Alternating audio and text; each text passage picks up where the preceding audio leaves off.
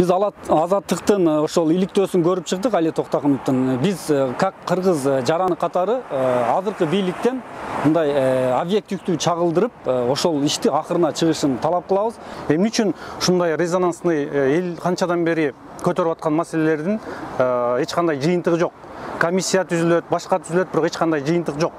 Биздин президентибиз Сооронбай Шарипович дагы ушул маселени өз көзөмөлүнө алып, күч түзүмдөрүнүн бардыгын чогултуп, алардан сураш керек. Мына бажыдакы болуп аткан окуяны бул адамдын түшүнө кирбеген окуя болуп атат. Ушунчалык миллиондогон акчалар түшүп аткан экен. Буга каражаттар каяка кетип аткан? Муну көзөмөлдөгөн ким болгон? Буга жоопкерчиликтүү, жооптуу адам болгон эмес.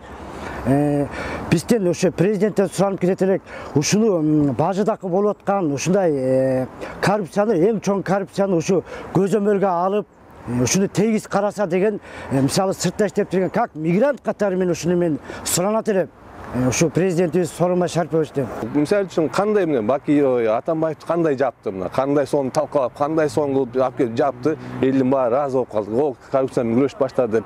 Бирок ошол бир тараптуу болуп калгандай мага көрүнүп атат да. Ушундай эле ушу Атамбаевден кийинки эле мына таможняда зам болуп жүргөн бир эле Матраимовдун артынан ушу бир сөз айта албаганы бул кыргыз эли үчүн, Сооронбай Шарипов өзү үчүн эмес, общий Кыргызстан элине бул аябай көлөкөсүн түшүрүп, аябай намысын деңгээлин чүрүп салган болуп атат.